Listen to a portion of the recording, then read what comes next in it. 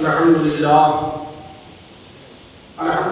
وکفا وسلام علی حبیبہ المصطفیٰ اما بعد قال اللہ تبارک وتعالی فی القرآن المجید والفرقان الحمید کما ورد فی سورۃ الحج اعوذ باللہ من السمیع العلیم من الشیطان الرجیم بسم اللہ الرحمن الرحیم الذین ان مکناہم فی الارض اقاموا الصلاة وآتوا الزکاة وأمروا بالمعروف ونهوا عن المنکر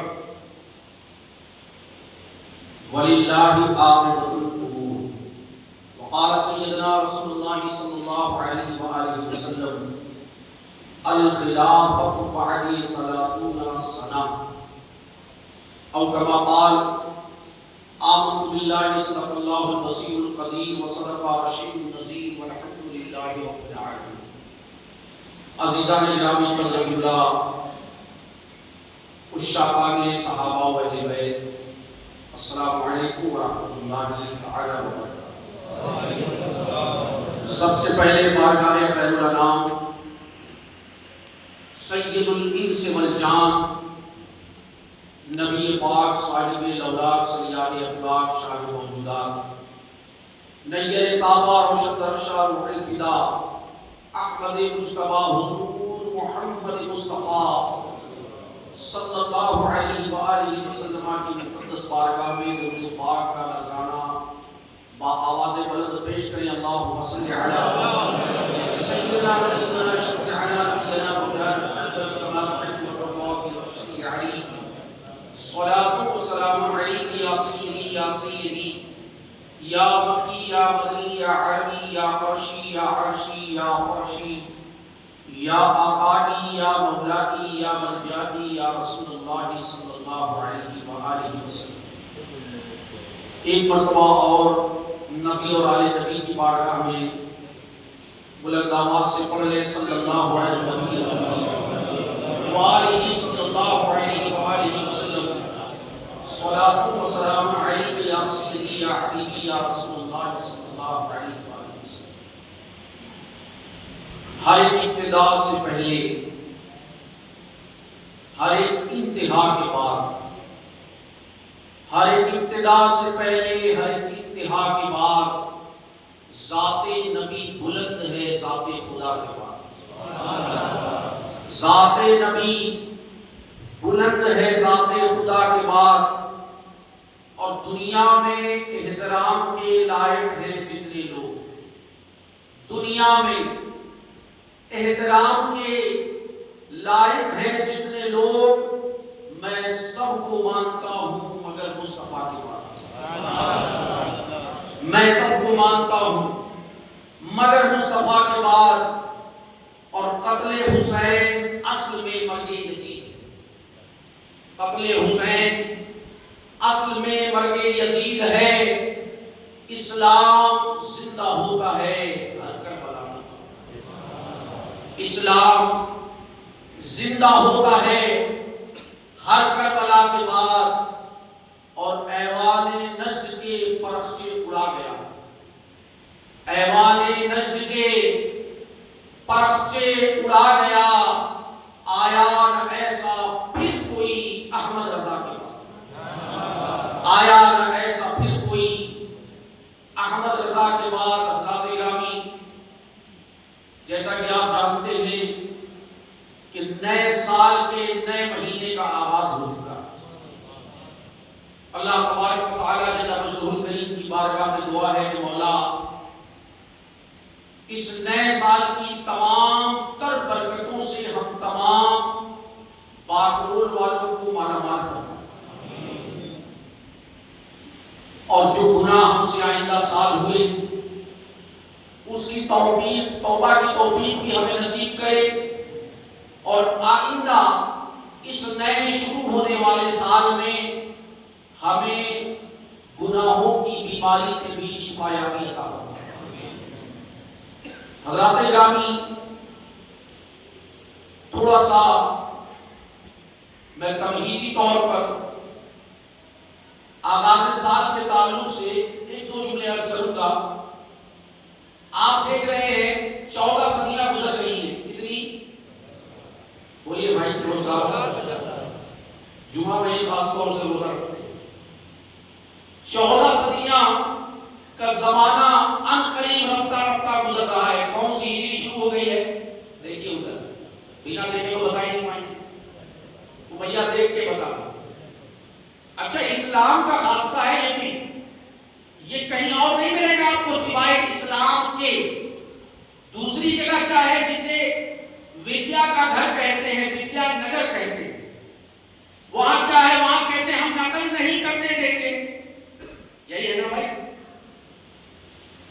جہاں ودیا کو عام کرنے کی بات کی جاتی ہے دراصل وہ عام کرنے کا صحیح میتھڈ صحیح معنوں میں نظر ہی نہیں آتا. وہ کہتے ہیں ہم نقل نہیں کرنے دیں گے. اگر تم نے نقل کیا, چیٹنگ کیا تو ہم تمہیں ریسٹریکٹ کر دیں گے. کالج کو کیا پورے ضلع کے کسی بھی کالج میں تمہیں ایڈمیشن نہیں مل پائے گا. لیکن اسلام کا خاصہ یہ ہے, اسلام کی تخصیص یہ ہے کہ اسلام کہتا ہے تم جتنا زیادہ پیغمبر کی نقل کرو گے اتنا ہی اعلیٰ نمبروں سے پاس ہو. آپ بتائیں یہ خاصہ ہے کہیں اور؟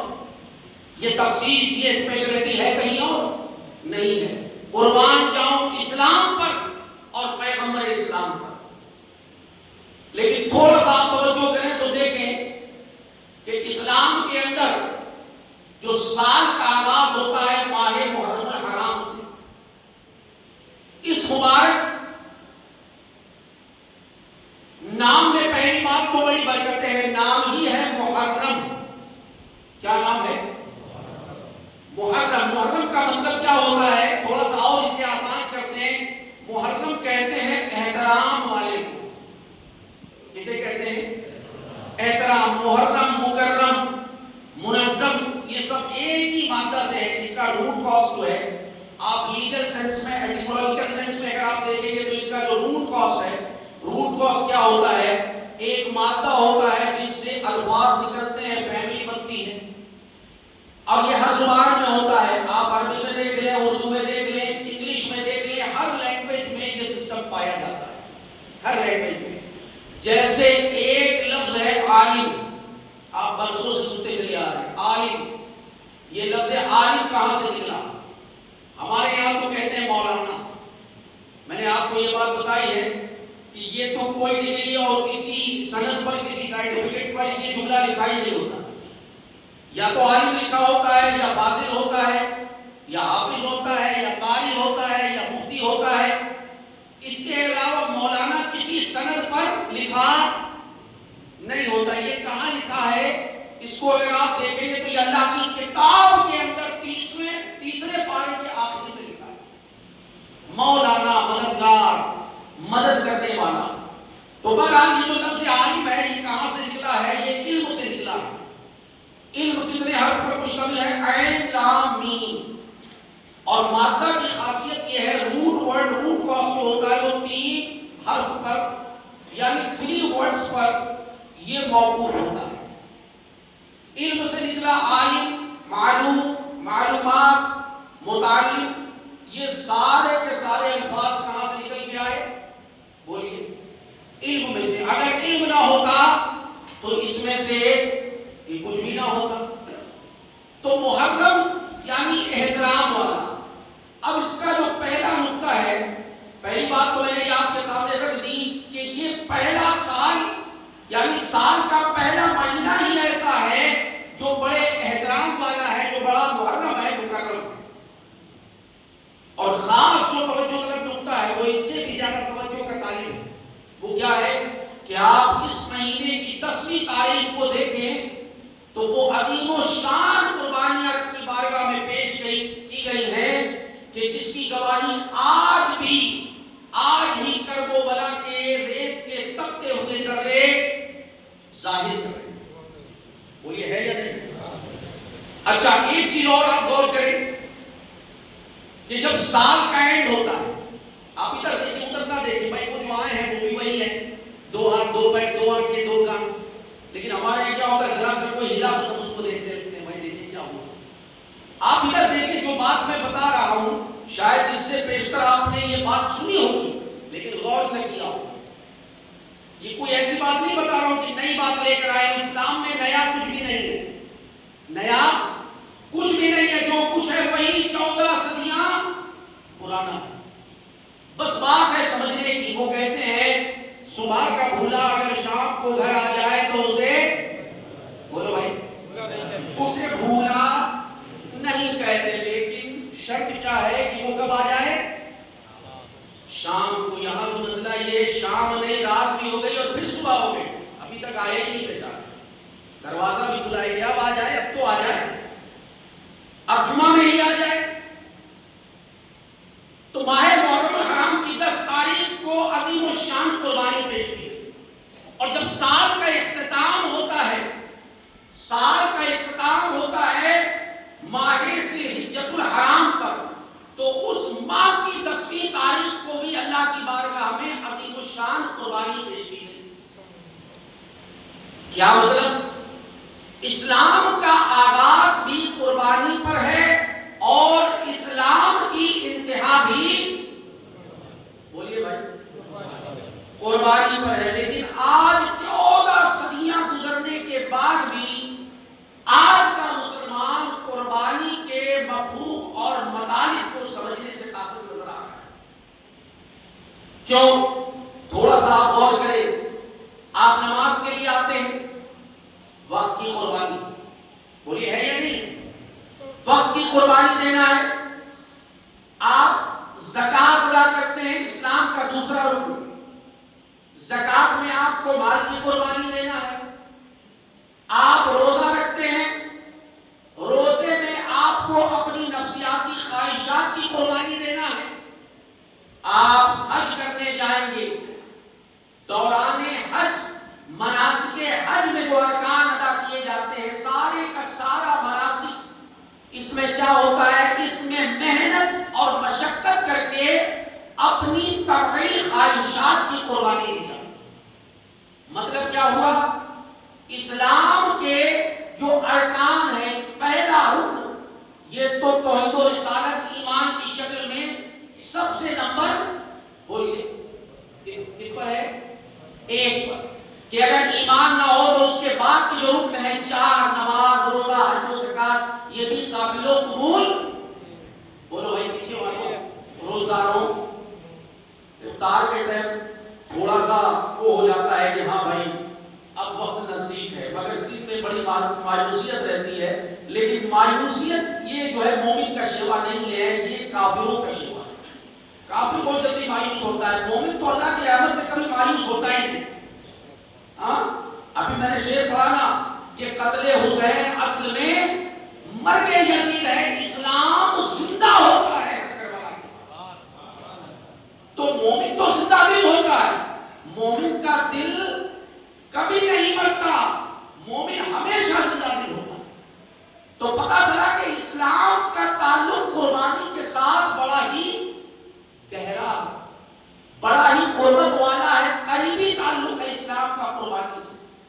لیکن قربانی پیش کرنے کے لیے آج ہم کافی حد تک دور دور نظر آتے ہیں، الا ماشاءاللہ کہ بعض لوگ ایسے فارمیلٹی کے طور پر جانور کو ذبح کر دینے کا نام قربانی سمجھتے ہیں کہ ہم نے جانور کو ذبح کر دیا۔ دیکھیے، جانور کا نہ خون اللہ کی بارگاہ میں پہنچتا ہے اور نہ ہی گوشت پہنچتا ہے، نہ خون پہنچتا ہے نہ گوشت پہنچتا ہے۔ لیکن ابھی آپ نے عید قربہ میں جانور کی قربانی پیش کی ہے نا، پھر کیوں کی؟ جب خون نہیں پہنچ رہا ہے، گوشت نہیں پہنچ رہا ہے، اللہ کو اس کے گوشت سے کوئی وابستگی نہیں ہے، پھر اللہ کی بارگاہ میں کیا پہنچتا ہے؟ اللہ کی بارگاہ میں قربانی پیش کرنے والے کا تقویٰ پہنچتا ہے۔ کیا پہنچتا ہے؟ تقویٰ پہنچتا ہے کہ اس نے کس دل کی گہرائیوں کے ساتھ رب کی بارگاہ میں قربانی کو پیش کیا ہے۔ اور یہی قربانی ہمارے اسلاف صحابہ اکرام علیہ رضوان اپنے رب کی بارگاہ میں اپنی پوری زندگی پیش کرتے ہیں، جس کا ثبوت قرآن مجید خود فراہم کر رہا ہے۔ اور اللہ تعالیٰ ان کی معیت اور ان کی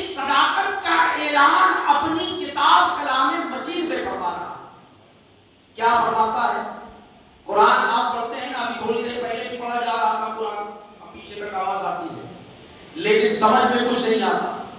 جب شروع ہوتا ہے تو پہلی آیت سے ہی سر سے سب باؤنسر ہو جاتی ہے نا. وہ بولتے ہیں کہ وہ ایک تو کیا سکسر ہوتا ہے, ہاں ایسا مجھے اس کے بارے میں نالج نہیں ہے, شاید کچھ غلط بول جاؤں, اللہ معاف فرمائے, اور ایک ہوتا ہے وہ باؤنسر ہو گیا. تو یہ کیونکہ میں نے یہ سب چیزوں میں کبھی توجہ نہیں دی, میرا تعلق ابتدا ہی سے کتابوں سے رہا اور آج بھی کتابوں ہی سے. میں نے مدرسہ میں بچے بہت کھیلتے ہیں اور کھیلنے کے لیے وقت متعین کیا جاتا ہے, عصر سے لے کے مغرب تک کا جو وقت ہے اس میں کوئی تعلیم و تعلق کا سلسلہ نہیں ہوتا. مگر اللہ اس کے رسول کا فضل یہ رہا کہ اس نے اپنے حبیب پاک علیہ السلام کی نالین پاک کے تسلط سے مجھے ہمیشہ کھیل کود سے دور رکھا. یہ کروڑا احسان ہے میرا. تو میں عرض یہ کر رہا تھا کہ اللہ پاک اپنے کلام میں فرما رہا ہے اپنے محبوب کے غلاموں کی صداقت کے بارے میں. کیا فرماتا ہے؟ پارہ نمبر 17 ہے, سورہ نمبر 22 ہے, اور اس سورہ مبارکہ کی بڑی معروف آیت مبارکہ ہے. ارشاد ہوتا ہے الذین ان مکناہم فی الارض, وہ لوگ جنہیں اللہ زمین پر اقتدار دیتا ہے. سب لوگوں کی بات نہیں ہو رہی ہے, جن کو اللہ زمین پر حکومت دیتا ہے. بھائی ایک تو وہ ہے جو دھوکے سے حکومت حاصل کرتے ہیں, ہاں بعد میں سارا ثبوت جلا کر سواہا ہے نا ختم کر دیتے ہیں. اشارہ آپ سمجھ رہے ہوں گے, آپ لوگ تو مجھ سے زیادہ سمجھدار ہیں. تو ایک تو دھوکے بازی سے فراڈ سے کیا ہوا کام ہوتا ہے, اور دوسرا یہ ہوتا ہے کہ اللہ جنہیں مقرر کرتا ہے, جنہیں اللہ جن کا تعین کرتا ہے, وہ کیا کرتے ہیں؟ فرمایا ان کا طریقہ کار سب سے جدا ہوتا ہے. الذین ان مکناہم فی الارض, جب اللہ انہیں حکومت دیتا ہے تو وہ کیا کرتے ہیں؟ اقاموا الصلاۃ, سب سے پہلے وہ نماز قائم کرتے ہیں. کیا کرتے ہیں؟ بولیے, تھوڑا سا اس مہنگائی میں آپ خرچہ کریں. وہ نماز قائم کرتے ہیں. وآتوا الزکاۃ, پھر وہ زکات ادا کرتے ہیں. اور بات یہیں پر موقوف نہیں ہوتی. ہمارے یہاں وہ کہتے ہیں ہم نے تو نماز پڑھتے ہیں, کوئی پڑھے یا نہ پڑھے ہمیں اس سے کیا لینا دینا ہے. ہم تو یہی بولتے ہیں نا کہ بھائی ہم تو آتے ہیں. اب وہ بمبئی کی بھاشا میں کہیں تو کہتے ہیں اپن تو آتا ہے, اب وہ نہیں آتا ہے تو اپن کیا کرے, بولتے ہیں نا. اب وہ کیا ہے, 14 سال رہا ہوں تو تھوڑا سا اثر ہے. کہتے ہیں الصحبۃ کالسقط, کہ صحبت دلوں کا رنگ بدلتی ہے. لیکن وہ صحابہ کرام علیہ رضوان کی شان کیا ہے؟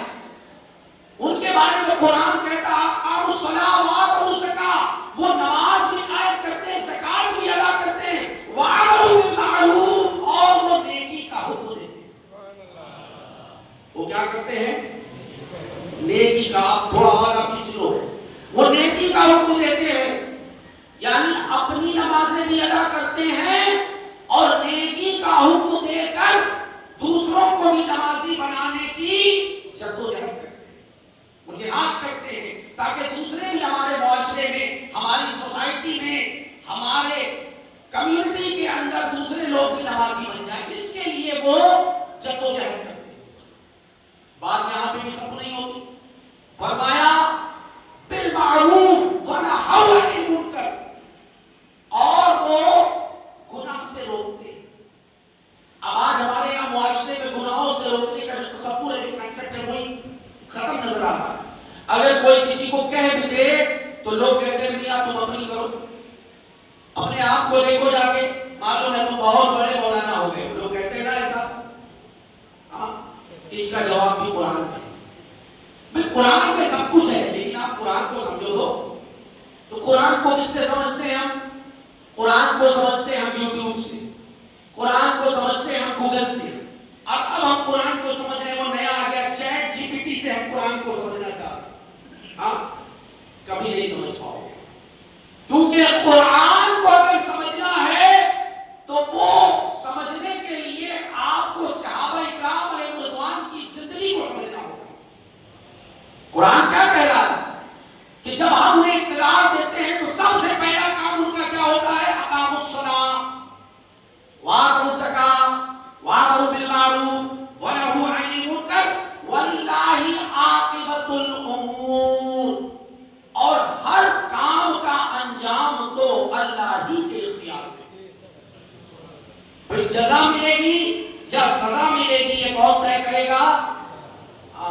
فیصلہ اللہ کرے. اب یہ تو میں نے ان کے بارے میں بتایا جن کو اللہ نے زمین پر حاکم بنایا. اب حضور نے اس کے بارے میں کیا ارشاد فرمایا, تھوڑا سا ہم حدیث کی طرف آتے ہیں. حضرت سفینہ فرمایا ان سفینہ رضی اللہ تبارک و تعالی عنہ قال قال رسول اللہ صلی اللہ علیہ وسلم. حضرت سفینہ رضی اللہ تعالی عنہ فرماتے ہیں کہ آقا کریم صلی اللہ علیہ وآلہ وسلم نے ارشاد فرمایا, حضور کا فرمان ہے الخلافۃ بعدی 30 سنہ, کہ میرے بعد جو خلافت راشدہ ہے وہ 30 برس تک قائم رہے. کتنے برس تک؟ 30 برس. آپ نے یہ تو سنا کہ معرکہ کربلا ماضی وجود میں آیا, لیکن آیا ہی کیوں؟ What is the reason؟ آیا ہی کیوں؟ تھوڑا سا بیک گراؤنڈ کی طرف چلتے ہیں. جب تک بیسک نہیں پڑھیں گے بھائی, دیکھیے پہلے بیسک سمجھنا پڑتا ہے. آپ کوئی بھی کورس کریں پہلے تو آپ کو MSCIT ہی کرنا پڑے گا, برابر ہے نا. اس کے بعد آپ کوئی بھی کر لیں, وہ آپ کے اوپر ڈیپینڈ کرتا ہے, لیکن بیسک تو آپ کو سمجھنا ہی ہے. جب تک بیسک نہیں سمجھیں گے تو معلوم ہی نہیں ہوگا کہ بھائی معرکہ کربلا کیوں ہوا, اس کی ضرورت کیا پڑی. آج کچھ لوگ ایسے ہیں جو اہل بیت کے اوپر معاذ اللہ بھوگ رہے ہیں, کچھ ایسے نادان ہیں جو معاذ اللہ صحابہ اکرام پر بھوگ رہے ہیں. تو پتہ چلا نہ ان کو اہل بیت کی عظمت کی خبر ہے, نہ صحابہ اکرام کی قدر و منزلت کا اندازہ. وہ قاصر ہے اس بات کو سمجھنے سے, کیونکہ آج ہمارے معاشرے میں سب سے زیادہ کمی علم کی ہے. حضور کا ارشاد ہے خلافت بعد 30 سنہ, میرے بعد خلافت راشدہ کتنے برس تک رہے گی؟ 30 برس تک. ثم یکون بعد ذلک ملک, پھر اس کے بعد ملوکیت کا آغاز ہو جائے. وہ بات الگ ہے کہ اچھا کوئی حاکم آ جائے, اچھا بادشاہ آ جائے تو اچھے کام کرے گا, برا آ جائے تو برے کام کو انجام دے گا. لیکن جو خلافت کا جو ٹائم ہے, جو گریس پیریڈ ہے, وہ اللہ کے پیارے نبی جناب محمد رسول اللہ صلی اللہ علیہ وآلہ وسلم نے کیا فرمایا, کتنے برس تک؟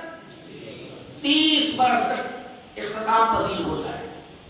اور اگلی حدیث میں حضور نے فرمایا علیکم بسنتی و سنت الخلفاء الراشدین المہدیین, کہ تم پر میری سنت پر عمل کرنا لازم ہے. کیا ہے لازم؟ لازم کا مطلب سمجھتے ہیں, سب سمجھتے ہو گے, کمپلسری.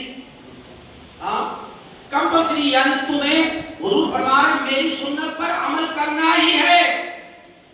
لیکن آج آپ دیکھیں کتنے ایسے لوگ ہیں اس پیغمبر کے صدقے میں, جن کے صدقے میں ہمیں یہ تمام تر نعمتیں ملی, ان کی بارگاہ میں درود و سلام پڑھنے کے لیے لوگوں کے پاس وقت نہیں. 14 صدیوں میں یہ معاملہ کبھی نظر آیا نہیں آیا, جو آج نظر آیا. تو حضور فرما رہے ہیں علیکم بسنتی و سنت الخلفاء الراشدین, اور آگے فرما راشدین المہدیین, تم پر میری سنت پر عمل کرنا. تو آپ کی توجہ نہیں ہے, کوئی ادھر دیکھ رہا ہے ادھر دیکھ رہا ہے, تقریر ختم کروں اینڈ کر دوں کہ بھائی جلدی پڑھاؤ 2 رکعت نماز, ہم بھاگے جلدی, باہر پی ٹی اوشا کا انتظار ہو رہا, دوڑ لگا لی. حضور کیا فرما رہے ہیں, میری سنت پر تو عمل کرنا ہی ہے, لیکن جو میرے خلفاء راشدین ہیں, ہدایت یافتہ خلفاء, ان کی سنت پر بھی عمل کرنا تمہارے لیے لازمی ہے. یعنی حضور کی سنت پر بھی عمل کرنا ہے. اور ابو بکر و عمر و عثمان و علی اور اشرف مبشرہ اور تمام صحابہ کے عادل ہونے پر تمہیں انصاف رکھنا ہے. تمہیں یہ ذہن رکھنا ہے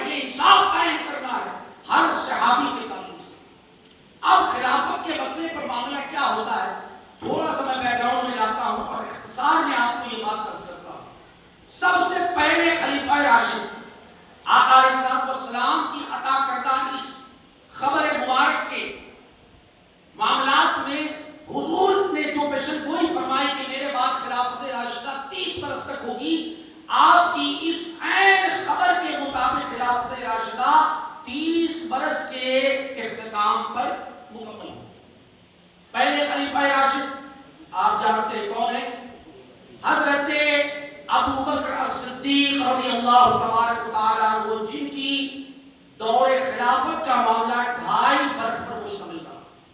کتنا عرصہ؟ 2.5 برس. دوسرے خلیفہ راشدہ میں بریف میں تھوڑا سا بائی پاس کر کے میں آگے چل رہا ہوں کیونکہ وقت تیزی سے بھاگ رہا ہے. اور ہوتا کیا ہے ہمارے سامنے والے لوگ نا وہ ہم سے بھی 2 قدم آگے رہتے ہیں. وہ کہتے ہیں 10 منٹ آگے کرتے ہیں. بھائی ابلیس جو ہے نا وہ کھل کے سامنے نہیں جاتا ہے. اس سے بڑا منافق تو کوئی ہے نہیں. وہ کسی نہ کسی کندھے پر بندوق رکھتا ہے. وہ کہا نہیں زیادہ ہی میں پھیل جائے گا لوگ ہوشیار ہو جائیں گے یار انہیں میں سے کوئی امام بن گیا تو اس لیے کوئی امام صحیح بننا نہیں چاہیے. ٹھیک ہے میں نے کہا ٹھیک ہے کوئی بات نہیں. اگر تیرے ساتھ شیطان کی طاقت ہے تو میرے ساتھ رحمان کی طاقت ہے. دیکھتے ہیں پھر کربلا کے تپتے ہوئے ریت کے ذرے بھی گواہی دے رہے ہیں کہ جس کو خلافت مل گئی, حکومت کہیں گے خلافت تو نہیں کہیں گے اسے, حکومت مل گئی, آج اس کا نام لینے والا بھی نظر نہیں آتا. اور جس نے اپنے آپ کو قربان کر دیا آج گھر گھر اس کے نام کے چاہنے والے نظر آ رہے ہیں. اور یہ ہے ایسا ہی نہیں جب میں اپنی طرف سے ملاوٹی بات کر رہا ہوں. نہیں سید کے پاس ملاوٹ والا کام نہیں ہوتا ہے. تو حضور کی عطا کردہ اس خبر کے مطابق پہلے خلیفہ راشد حضرت ابو بکر صدیق آپ کی خلافت کا دور 2.5 برس پر رہا. دوسرے خلیفہ راشد حضرت سیدنا بولیے تھوڑا سا آپ کو بھی سبق یاد کرائیں نا بھائی. بہت زنگ لگ گیا ہے, 1 سال گزر گیا, 12 مہینے ہو گئے. اور تھوڑا تلوار کو بھی سیکل کرنا پڑتا ہے ورنہ پھر وہ گٹھل ہو جاتی ہے, چلتی نہیں ہے. میں نے کہا تھا نا اٹھتی نہیں تلواریں اب میدان جنگ میں. عیاشیوں نے قوم کو بزدل بنا دیا. حضرت عمر بن خطاب دوسرے خلیفہ آپ کی دور خلافت کا جو وقت ہے وہ 10 برس پر مشتمل تھا. کل کتنا عرصہ ہو گیا؟ 10 برس حضرت عمر کا اور 2.5 برس تو کل کتنا عرصہ ہوگا؟ بھائی بیت میں آپ لوگ ہوشیار ہیں نا. اگر کہہ دیا جائے کہ بھائی جمعہ میں جو سب سے پہلے آئے گا اس کو نا 500 روپے دیے جائیں گے. کتنے؟ تو پتا چلا یہاں پر دروازے پر نا یہاں پر 2 آدمی کاؤنٹنگ کے لیے رکھنا پڑیں گے. پہلے کون پہلے کون پہلے کون. پہلے تو معاملہ یہ ہوا لکھنؤ میں پہلے آپ لیکن جہاں ہو جائے گا پہلے کون وہ کہے گا وہ مجھے مل جائے. ایسا ہی یہ 500 روپے کے لیول کا معاملہ ہے. آگے چلتے ہیں. تیسرے خلیفہ راشد حضرت سیدنا عثمان غنی رضی اللہ تبارک و تعالیٰ عنہ آپ کی دور خلافت کا جو وقت ہے وہ 12 برس پر مشتمل تھا. کتنا عرصہ ہو گیا؟ 24.5. اس کے بعد حضرت مولا علی کرم اللہ تعالی وجہ کریم چوتھے خلیفہ راشد آپ کی دور خلافت کا جو وقت ہے وہ 5 برس پر مشتمل تھا. کل کتنا عرصہ ہو گیا؟ بولیے 29.5. اب حضور کی عین خبر کے مطابق کتنا وقت بچ گیا؟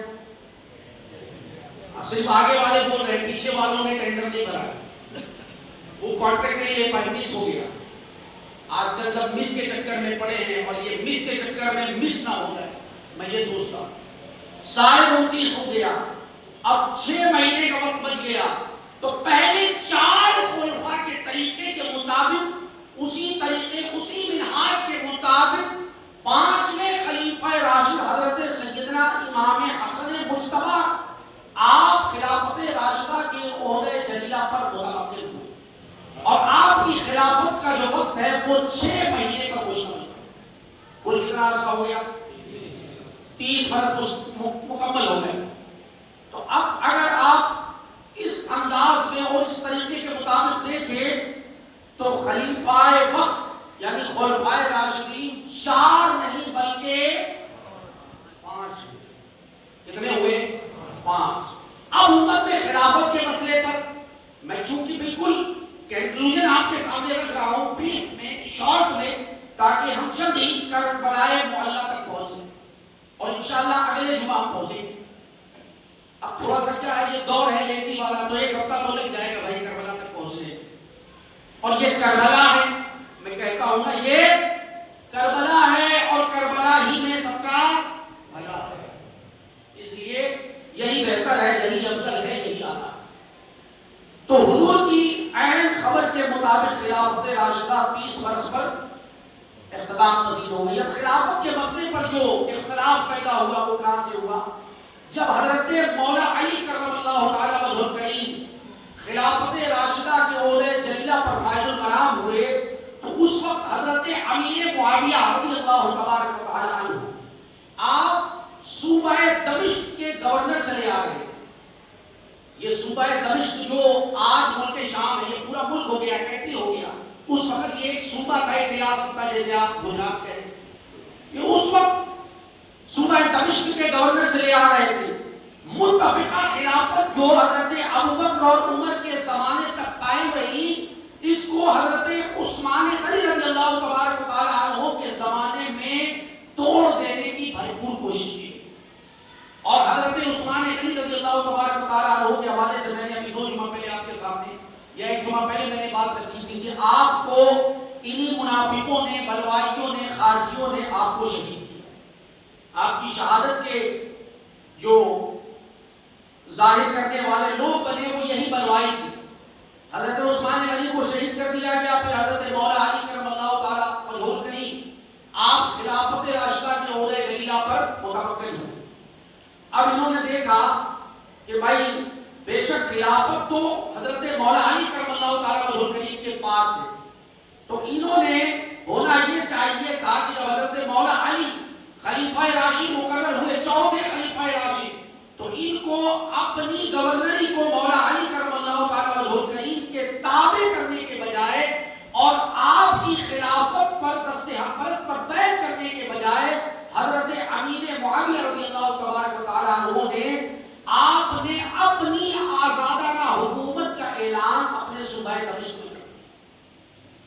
اب یہ غلط اقدام تھا جس کی ابتدا ہوئی. وہاں سے 4 گروہ ہمارے سے وجود میں آ گئے. کتنے؟ 4 گروہ.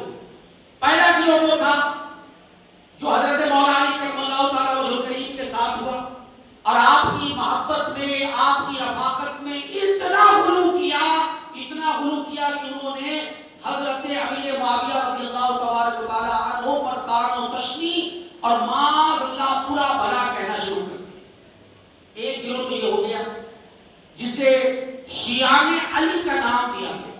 شیعہ کا معنی ہوتا ہے گروہ. کیا معنی ہے؟ گروہ. شیعہ علی یعنی حضرت مولا علی کا گروہ، ان کے ماننے والوں کا گروہ. دوسرا گروہ وہ وجود میں آیا جو خارجی سہل تھے اور انہوں نے کہا دیکھیے ایسا ہے کہ حکومت نہ مولا علی کریں گے نہ حضرت امیر معاویہ کریں گے. ان الحکم الا للہ، حکومت صرف اللہ کی ہے. ایک گروہ یہ وجود میں آ گیا اور انہوں نے کہا نہ یہ حق پر ہے نہ یہ حق پر ہے. معاذ اللہ ثم معاذ اللہ. تیسرا گروہ وہ وجود میں آیا جو صوبہ دمشق کے رہنے بسنے والے لوگ تھے. انہوں نے حضرت امیر معاویہ کو سپورٹ کیا اور آپ کی مطابعت میں اتنا غلو کیا کہ معاذ اللہ وہ حضرت مولا علی جو باب مدینۃ العلم ہے ان کی شان میں گستاخیاں کرنے لگے. کتنے گروہ ہو گئے؟ بولیے 3 ہو گئے نا. چوتھا جو آخری گروہ بنا اور جو بچا اور جو آج تک چلا آ رہا ہے سواد اعظم کا گروہ جسے اہل سنت والجماعت کہتے ہیں. ان کا موقف کیا ہے کہ ہم حضرت مولا علی کرم اللہ تعالی وجہ الکریم کی ہی خلافت راشدہ کو حق مانتے ہیں. آپ کی خلافت حقہ کی ہم بھرپور سپورٹ کرتے ہیں، لیکن ہم حضرت امیر معاویہ کو بحیثیت صحابی ہونے کی بنیاد پر ہم ان کی بارگاہ میں اور ان کی شان میں طعن و تشنیع اور زبان دراز کرنے کو حرام جانتے ہیں. کیوں؟ کیونکہ آقا کریم صلی اللہ علیہ وسلم کا ارشاد ہے الصحابۃ هم كلهم عدو، میرے تمام صحابہ عادل ہیں. کسی ایک کی طرف بھی بدنیتی کرنا حرام ہے. یہ حضور کا فرمان ہے. اب جو حضور کا چاہنے والا ہے وہ حضور کے فرمودات کا بھی چاہنے والا ہے، تو محض حضور کے فرامین کے مطابق اور حضور کے فرامین پر عمل کرتے ہوئے ہم مولا علی کی خلافت کو ہر صورت حق مانتے ہیں. لیکن حضرت امیر معاویہ کا یہ اقدام غلط مانتے ہوئے بھی اپنی زبان کو کیا کرتے ہیں؟ بند رکھتے ہیں. ہم اپنی زبان کو کھولنا کیونکہ وہ صحابی ہیں. اور میرے آقا نے فرمایا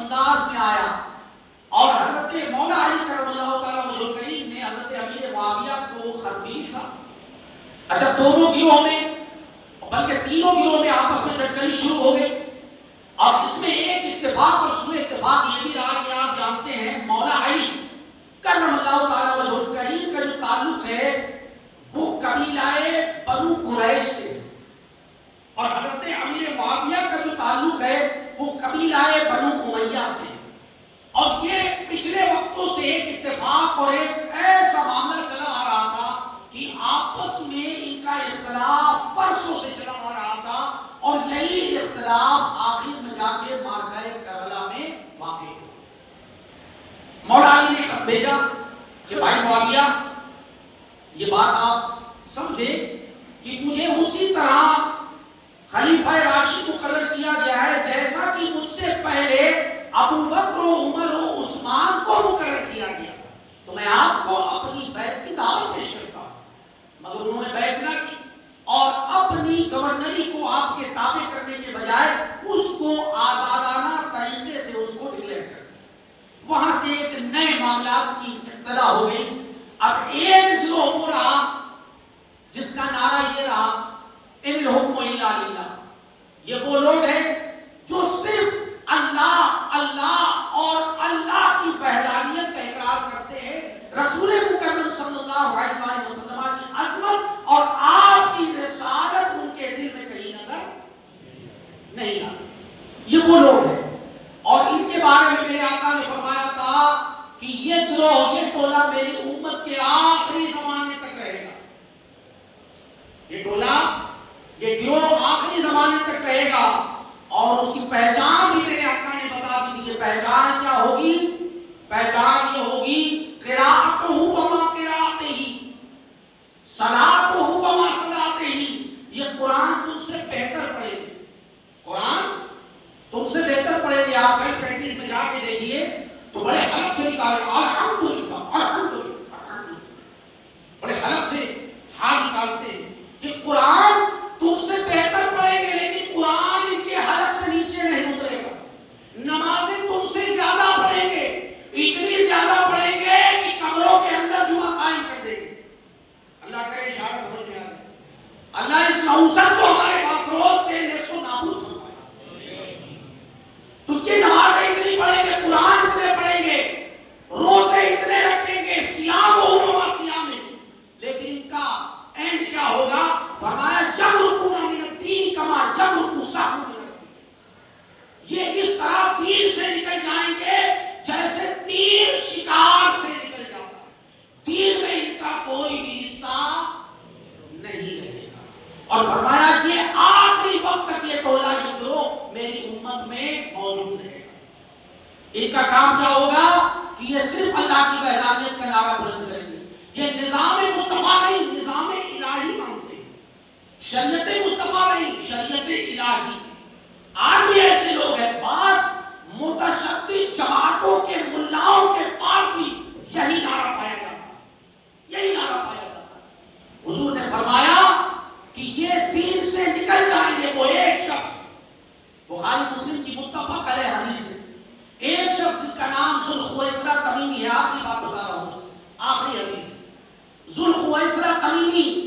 بہت لوگوں کو یہ باتیں گرا گزرتی کہ حضرت یہ پول کہاں سے کھولے دے رہے ہیں، یہ رازداری رہے، یہ کور چڑھا رہے اور اندر سے ڈھول میں بول رہے، معاملہ یہ چلتا رہے۔ نہیں، سید نے کربلا میں بھی دودھ کا دودھ اور پانی کا پانی کیا ہے، اور کربلا کے بعد بھی قیامت کی صبح تک دودھ اور پانی الگ کرتا ہے۔ اب جس کو مرضی ہے، نہیں بھائی ہم ملاوٹ ہی کا کھائیں گے، ہمیں ملاوٹ ہی پسند ہے، ہم نے ملاوٹ نام کے ساتھ ہی اپنا دوستانہ کر رکھا ہے، تو بھائی کر لو، تمہاری مرضی ہے۔ وہ ایک ذوالخویسرہ تمیمی حضور کی بارگاہ میں آیا اور حضور کے پیر مبارک کے ساتھ اپنے گھٹنوں کو، اپنے پیر کو ملا کر اس نے کہا اتق اللہ یا محمد، اعدل یا محمد، اے محمد اللہ سے ڈر، اے محمد انصاف کر۔ حضرت عمر بن خطاب کو جلال آ گیا، آپ نے تلوار نکال لی اور عرض کیا یا رسول اللہ اجازت دے تو اس گستاخ کا سر ابھی غلط کر دے۔ میرے آقا نے فرمایا نہیں رہنے دو۔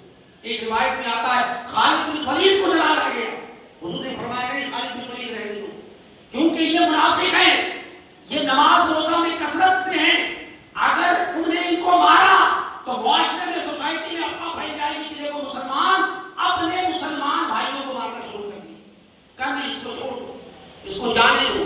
اب وہ جب جانے لگا تو اس نے کیا کام کیا کہ حضور کی طرف پشت مبارک، حضور کی کی پشت مبارک آپ دیکھیں کتنی عظیم ہے، اور یہ شخص اپنی پشت حضور کی طرف کر کے، حضور کی بارگاہ میں کر کے وہاں سے نکل گئے۔ ہم اولیاء اللہ کی بارگاہ میں جاتے ہیں تو الٹے قدم نکلتے ہیں، نکلتے نہیں نکلتے؟ کیا ہے یہ؟ ادب۔ اور ادب پہلا قرینہ ہے محبت کے قرینوں۔ میاں محمد صاحب رحمۃ اللہ علیہ فرماتے ہیں کہ بے ادبا مقصود نہیں حاصل نہ برگاہ ڈوئی، تے ادب منزل مقصود نہیں پہنچا با اجازت دے کوئی۔ جو بے ادب ہے وہ کبھی منزل مقصود تک نہیں پہنچ سکتا۔ تو یہ شخص جب جانے لگا تو حضور نے کہا اس کو جاننے دو، اس کو پہچان لو۔ جس طرح یہ گستاخ ہے اس کی پشت سے ایک قوم پیدا ہوگی، اور جس طرح یہ گستاخ ہے اس کی قوم بھی اسی طرح اس کے نقش قدم پر چل کر گستاخ ہوگی۔ یہ ایسا گروہ تھا جو آج بھی ہے۔ اب ہمیں ضرورت ہے کہ ہم ایسے گروہ سے اپنے آپ کو بھی بچائیں، اپنی اولاد کو بھی بچائیں۔ اللہ تبارک